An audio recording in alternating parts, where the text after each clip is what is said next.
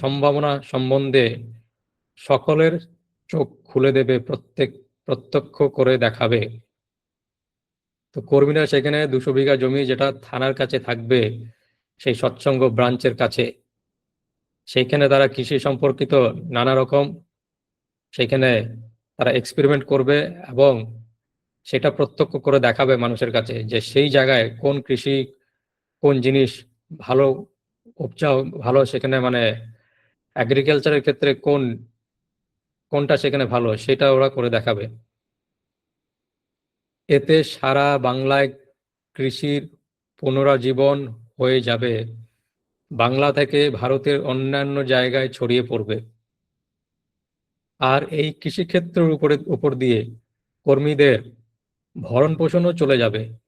কৃষিক্ষেত্র যেমন থাকবে তেমনি থাকবে একটি করে ওয়ার্কশপ, কারখানা, তা সেই এলাকার মেকানিক্যাল সার্ভিস দেবে।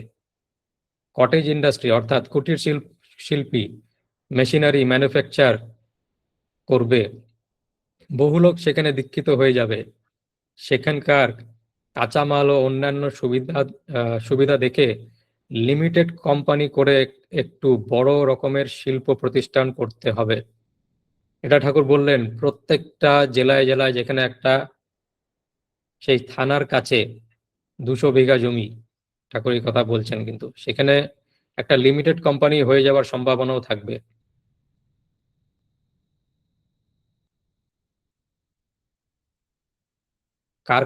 কারখানাটা তার সহায়ক হিসাবে থাকবে। এখানে বলা হয়েছে শিল্প প্রতিষ্ঠান করতে হবে।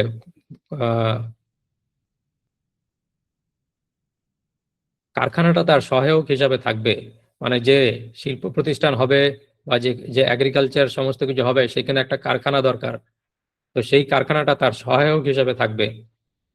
কোনো সৎসঙ্গী ব্যক্তিগত দায়িত্বে এটা চলবে, কোনো সৎসঙ্গীর ব্যক্তিগত দায়িত্বে এটা চলবে।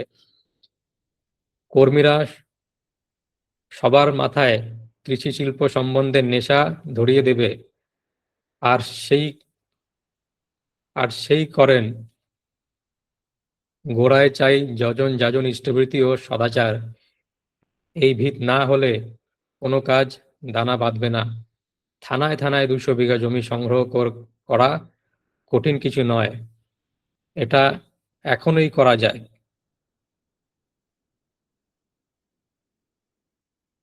তো এটা ঠাকুরের একটা পরিকল্পনা ছিল, বেঙ্গল ডেভেলপমেন্ট প্রজেক্ট। প্রত্যেক থানায় থানায় 200 বিঘা জমি জোগাড় করতে ঠাকুর বলেছিলেন, এবং এতে বলেছিলেন ঠাকুর যে এতে সারা বাংলায় কৃষির পুনরুজ্জীবন হয়ে যাবে, বাংলা থেকে ভারতের অন্যান্য জায়গায় ছড়িয়ে পড়বে।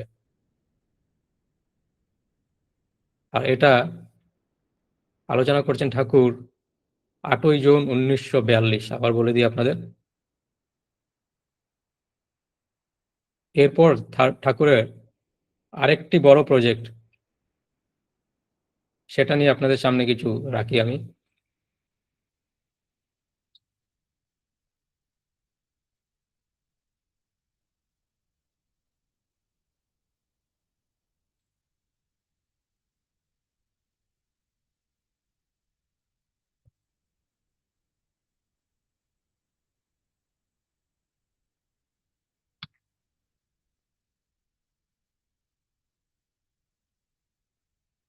এই যে আপনারা স্ক্রিনের উপর যে ছবিটি দেখতে পাচ্ছেন, এইরকম একটি প্রজেক্ট ঠাকুরের ছিল। এর বিষয়ে আমি আগেও বলেছি, সম্ভবত এখন ছবি দিয়ে যেহেতু আমি আপনাদের সামনে পরিচালনা করছি, সেই জন্য আপনারা এই জিনিসটা বেশি ভালো করে বুঝতে পারবেন। এটি ছিল হিন্দ রিহ্যাবিলিটেশন কোম্পানির প্রজেক্ট। ঠাকুর এরকম 500 বিঘা জমির উপর বৃত্তাকার কলোনি তৈরি করার কথা বলেছিলেন, আর এটি বলেছিলেন উনি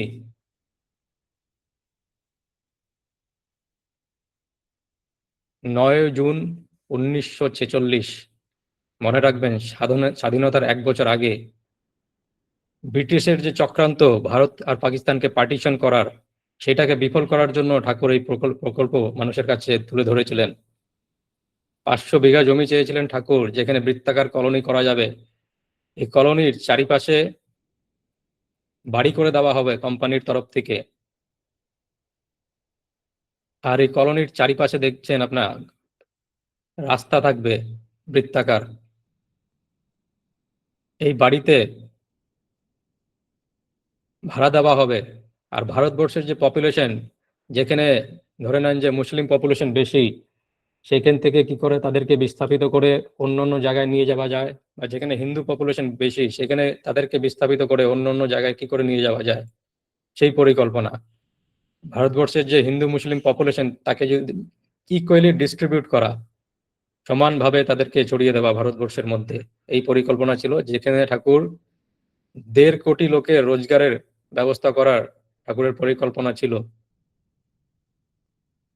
আর এখানে এরকম হাজার হাজার কলোনি তৈরি করার ঠাকুরের ইচ্ছা ছিল।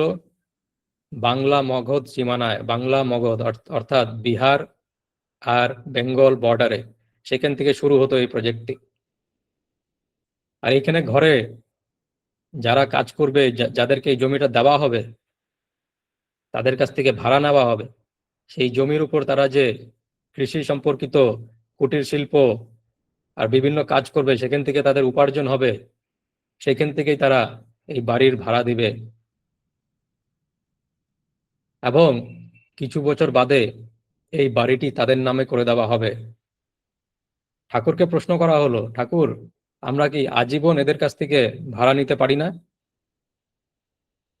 ঠাকুর বলল, সেটা হোটেলের বাস করার মতো হবে, তাতে বাড়ি ও জমির উন্নতির করার প্রচেষ্টা থাকে না। বরাবর অধিকার আছে, বিক্রয় করবে করার অধিকার নেই। এই বাড়ির উপরে সেই লোকগুলোর অধিকার থাকবে, কিন্তু এরা বিক্রি করে যে চলে যাবে অন্যখানে, আবার সেই অধিকার ওদের থাকবে না।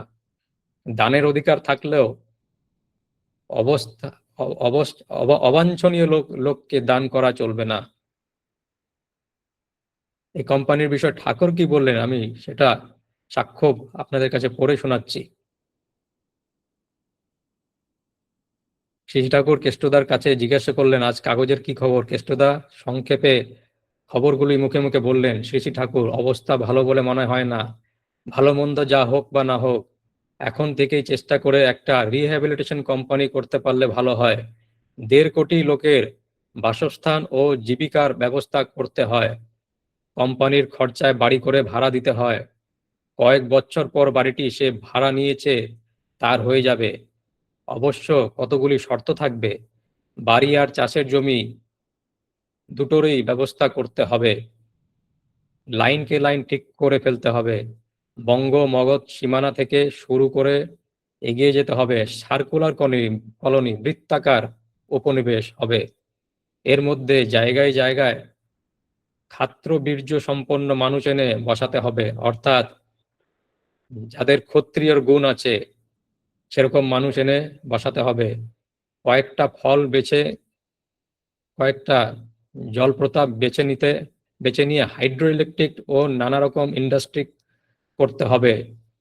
সার্কুলার রোড করে ট্রাম, বাস ইত্যাদি দিয়ে জায়গাটা ঘিরে ফেলতে হয়। কোম্পানির নাম দেওয়া যায় হিন্দ রিহ্যাবিলিটেশন কোম্পানি। কেষ্টদা, পরিকল্পনাটা বাস্তবে রূপ দিতে গেলে অনেক কিছু ভাববার ও করবার আছে শ্রী ঠাকুর। তা না হলে কি হয়, না করলে পরিকল্পনায় থেকে যায়। অবস্থা কিছুদিন ঘোরালো হয়ে উঠবে। মান, ইজ্জত, সত্তা সব যেতে বসেছে, এখনো কোমর বেঁধে লাগেন।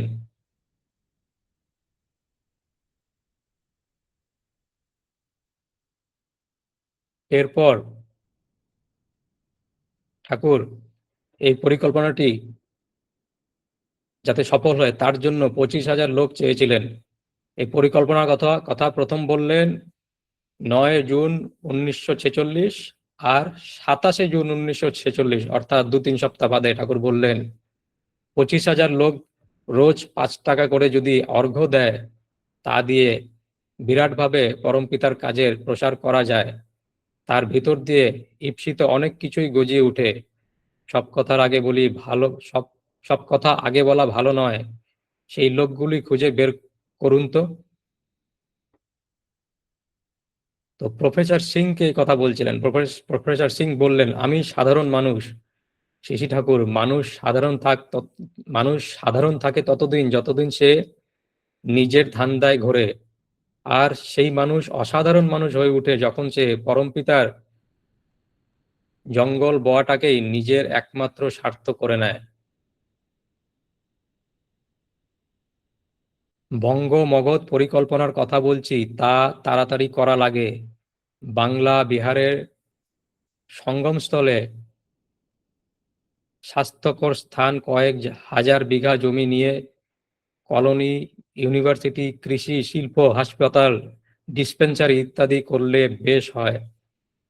আলোচনা প্রসঙ্গ নবম খণ্ড, 27 জুন 1946। তো এত সুন্দর একটি পরিকল্পনা ঠাকুরের ছিল, যেটা ইতিহাসের বইয়ে একটি কোণে সেটা লুকিয়ে রয়েছে, সেটা মানুষের সামনেও সেইভাবে প্রত্যক্ষভাবে আসতে পারেনি। আমি আপনাদের কাছে খুব ছোট্ট সময়ের মধ্যে এটি পরিবেশিত করতে পারলাম। আজকে আমার সময় এখানেই শেষ হয়ে এসছে। আমি সকলের মঙ্গল কামনা জানিয়ে আমি পরমপিতা রাতুল চরণে তাদের মঙ্গল কামনা করছি, আর সকলকে আমি জয়গুরু দিচ্ছি। জয় গুরু, জয় গুরু। জয় গুরু। খুব সুন্দর আমরা আজকে প্রভাতী সৎসঙ্গ আমরা সবাই শুনলাম। খুব সুন্দর আলোচনা করলেন আমার শ্রদ্ধেয় সুজয় ইঞ্জিনিয়ার সুজয় অধিকারী দাদা। অনেক অজানা তথ্য তিনি তুলে ধরলেন। আমরা অনেক তাত্ত্বিক খবর আমরা ঠাকুরের বিষয়ে আমরা শুনতে পাই আলোচনায়, কিন্তু স্যার আমাদের ইঞ্জিনিয়ার দাদা খুব সুন্দর যে বেঙ্গল ডেভেলপমেন্ট প্রজেক্ট, যেটা ঠাকুর 1942-এর 8 জুন তিনি চালু করেছিলেন। খুব সুন্দর তথ্য। ঠাকুর তো সার্বিক মঙ্গল চেয়েছেন, মানুষের কিভাবে আয় রোজগার হবে, কিভাবে কর্মমুখী পরিকল্পনা চালু হবে, সবটাই ঠাকুর তিনি তৈরি করে গেছেন। তাই আজকে একটা সুন্দর বিষয় আমরা শ্রবণ করলাম। শ্রদ্ধেয় দাদার ইষ্টচ্ছল মঙ্গল প্রার্থনা জানাই পরম পিতার রাতুল শ্রীচরণে। দাদা ভালো থাকুন, সুস্থ থাকুন, তাকে নিয়ে চলুন, তার ভাবনায় চলুন। আমরা আরো অনেক তথ্য আপনার কাছ থেকে শুনবো আগামী দিনে। সময়ের বাঁধনে আমরা বাঁধা, তাই দাদাকে থামাতে বাধ্য হলাম।